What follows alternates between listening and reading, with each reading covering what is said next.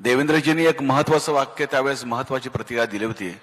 ती खूप बोलकी होती की अशी नेतृत्व पुन्हा तयार व्हायला अनेक वर्ष लागतात. हे खूप महत्वाचं वाक्य आहे, कारण अशी नेतृत्व 1-2 वर्षात तयार होत नाहीत.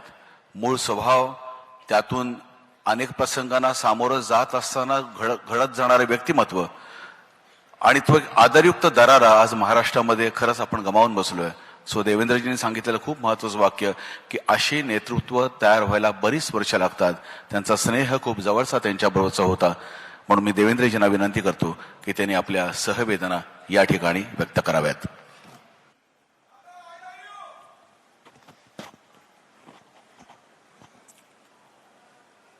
उपस्थित सर्व शोकाकुल जन हो,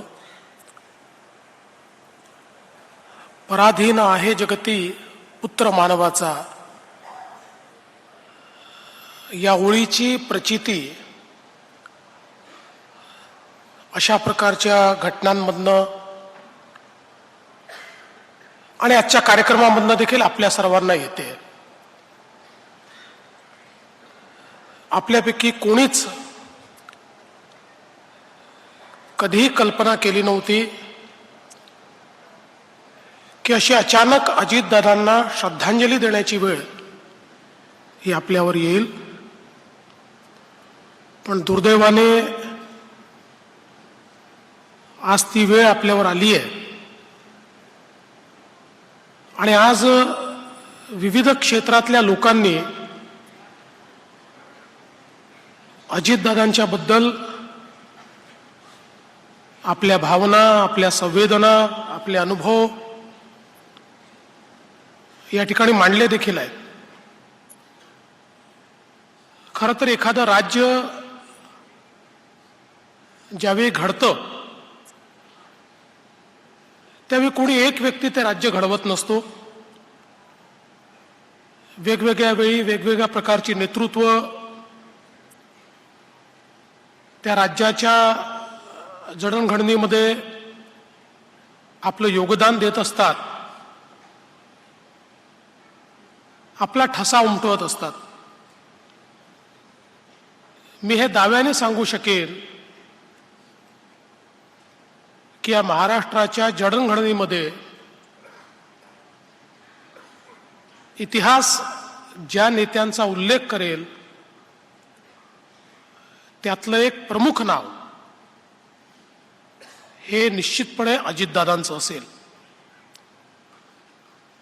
अजितदादांनी या महाराष्ट्रामध्ये एक जनतेचा नेता, एक लोकनेता अशा पद्धतीची प्रतिमा तयार केली. महाराष्ट्राच्या कानाकोपऱ्याचा पूर्ण अनुभव, त्याची माहिती ही दादांकडे असायची. कुठल्या जिल्ह्यात, कुठल्या तालुक्यात वेगवेगळ्या पक्षाचे नेते कोण आहेत, त्यातले प्रभावी नेते कोण आहेत, त्या तालुक्याचे प्रश्न काय आहेत, या प्रत्येक गोष्टीची नीट माहिती, ज्याला आपण महाराष्ट्राची नस म्हणतो, ती माहिती असलेले अजितदादा होते. आणि विशेषतः एक उत्तम प्रशासक म्हणून जे गुण असले पाहिजे ते गुण त्यांच्यामध्ये प्रचंड होते. अनेक लोकांनी उल्लेख केला, अजितदादांनी अर्थमंत्री म्हणून दीर्घकाळ काम केलं. 11 अर्थसंकल्प त्यांनी मांडले. पण आर्थिक शिस्त हा त्यांचा बाणा होता, तो त्यांचा आवडता विषय होता. आणि कुठल्याही प्रकारची आर्थिक बेशिस्त कधीही ते चालवत नव्हते. अनेक वेळा आपल्याला लोकशाहीमध्ये काही निर्णय घ्यावे लागतात. काही निर्णय लोकाभिमुख असतात पण आर्थिक शिस्तीत बसणारे नसतात. अशा परिस्थितीमध्ये लोकाभिमुख निर्णय ते घ्यायचे, त्याला विरोध करायचे नाहीत, पण वस्तुस्थिती मात्र निश्चितपणे मंत्रिमंडळापुढे ते मांडायचे की याचा आर्थिक भार कशा प्रकारे येणार आहे, त्यातनं राज्याची क्षमता ही इतर ठिकाणी गुंतवणुकीची कशी कमी होणार आहे, आणि मंत्रिमंडळात येत असताना प्रत्येक विषयाचा प्रदीर्घ आणि सखोल अभ्यास करून दादा याचे कितीही विषय मंत्रिमंडळात असो त्या प्रत्येक विषयाबद्दल 3-4 ओळीची माहिती त्यांच्याकडे असायची, त्याचा पूर्ण अभ्यास केलेला असायचा आणि जिथे आवश्यक आहे त्या ठिकाणी आपलं मत हे ते नेमकेपणाने व्यक्त करायचे. आणि म्हणूनच एक प्रशासक म्हणून आपण जर बघितलं, आपलं खातं चालवत असताना त्या ठिकाणी निर्णय क्षमता नितीनजींनी आता उल्लेख केला, कधीही फाईल दादांकडे थांबलेली मी बघितली नाही.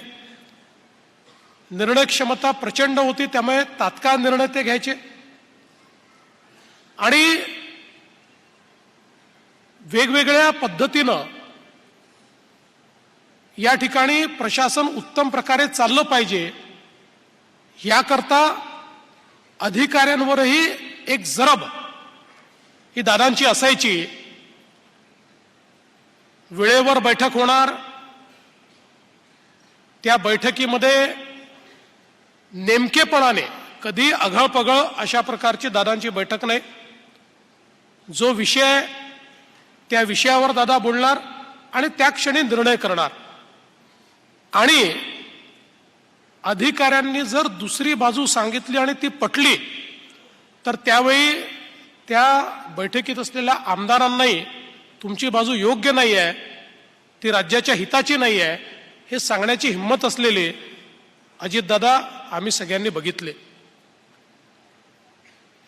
सहकाराचं क्षेत्र असो, क्रीडा क्षेत्र असो, विविध क्षेत्रांमध्ये त्यांनी काम करत असताना आपल्याला याची कल्पना आहे की ज्या क्षेत्रामध्ये त्यांनी हात घातला नेमकेपणाने, नीटनेटकेपणाने आणि शिस्तीत, आणि शिस्तीच्या बाबतीत साखर कारखानदारीमध्ये एखाद्या नेत्याचा कारखाना जर नीट चालत नसेल तर तोंडावर त्याला सांगायचे, एखाद्या आमदाराला सांगायचे की असं कसं चालवता तुम्ही, अशा पद्धतीने नाही चालत.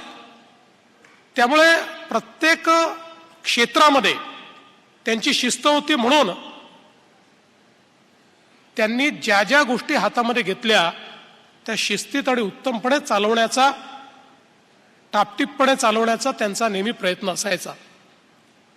आणि या सगळ्या क्षेत्रांमध्ये काम करत असताना एक प्रचंड मोठा जनसंपर्क तर त्यांचा होताच, पण त्याच वेळी वैयक्तिक संबंध ठेवणं ही देखील एक प्रकारे त्यांची हातोटी होती. खरं तर दादांच्या बोलण्यात एक जरब होती, त्यामुळे अनेक वेळा कार्यकर्ते, आमदार हे थोडं त्यांच्यासमोर शिस्तीत असायचे, पण त्याच लोकांशी अतिशय वैयक्तिक अशा प्रकारचा संबंध देखील दादांचा असायचा. त्यांच्या सुखदुःखामध्ये दादा सामील असायचे. त्यांच्या अडीअडचणींकरता प्रसंगी संघर्ष करावा लागला तर संघर्ष देखील दादा करायचे. आणि म्हणूनच मला असं वाटतं की एक प्रचंड मोठा गोतावळा हा दादांनी तयार केला. आणि खरं तर एक गोष्ट मी नमूद केली पाहिजे की दादांच्या स्वभावातली शिस्त उभ्या महाराष्ट्राला माहिती होती आणि कदाचित वेगवेगळ्या पद्धतीने महाराष्ट्राने दादांना श्रद्धांजली दिली असेल, पण त्यातली एक पद्धत ज्यावेळी दादांचा अंत्यसंस्कार झाला,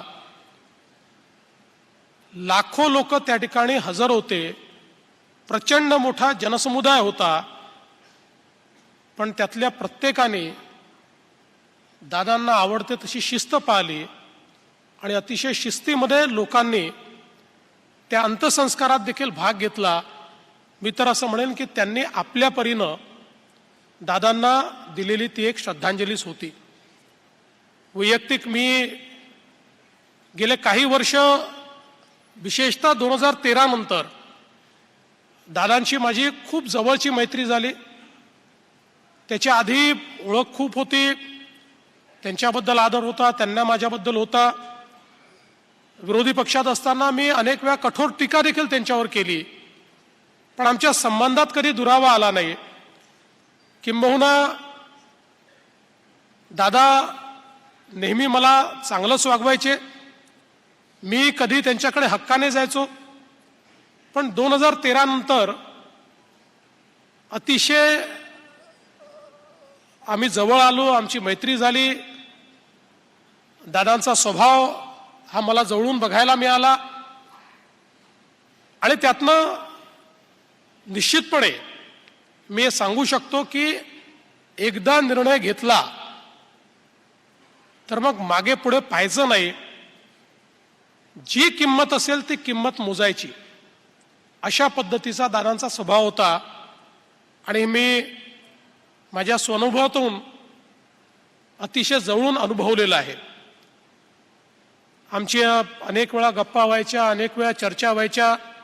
सगळ्या गोष्टी या ठिकाणी सांगता येणार नाहीत, पण मला असं वाटतं की हा जो त्यांचा दृढनिश्चयी स्वभाव होता, त्यामुळे राजकारणामध्ये कधी फायदाही झाला, कधी नुकसानही झालं. पण एक त्यांची जी प्रतिमा या महाराष्ट्रामध्ये उभी राहिली की जे बोलतो ते करतो असा हा नेता आहे, थेट बोलणारा नेता आहे. आणि त्याचवेळी त्यांच्या भाषणांमधला जो खुमासदारपणा होता, विशेषतः मी हे बघितलं की गेल्या काही वर्षांमध्ये तर दादांचं भाषण हे अतिशय खुमासदार व्हायचं. म्हणजे मी एकदा दादांना गमतीने म्हणालो की दादा, तुम्ही रिअल स्टार तर होताच, पण आजकाल रील स्टार देखील तुम्ही झालात, कारण इतक्या रील तुमच्या आजकाल पाहायला मिळतात. अतिशय मोकळेपणानं दादा सगळ्यांशी व्यवहार करायचे. आणि खरं तर मी असं म्हणेन की ज्यावेळी त्यांचं व्यक्तिमत्व, त्यांचं नेतृत्व एका वेगळ्या क्षितिजाकडे चाललं होतं. एक असा काळ होता की ज्या काळामध्ये संघर्षाकडनं दादा स्थैर्याकडे गेले होते. स्थैर्याकडे गेल्यानंतर खूप स्वप्न ही त्यांना पूर्ण करायची होती. त्या एका संघर्षापासून सुरू झालेला अजित पवारांचा प्रवास स्थैर्यापर्यंत पोहोचलेला होता. एक वेगळा उदय क्षितिजावरती त्यांच्या राजकीय कारकिर्दीचा होत असताना असा त्यांचं अस्त होणं, असं त्यांचं निघून जाणं, त्यांचं निधन होणं हे मनाला चटका देणार आहे, वेदनादायी आहे. या शब्दामध्ये मुख्यमंत्री देवेंद्र फडणवीस अजित पवारांप्रती आपल्या भावना व्यक्त करतात. एबीपी माझा, उघडा डोळे बघा नीट.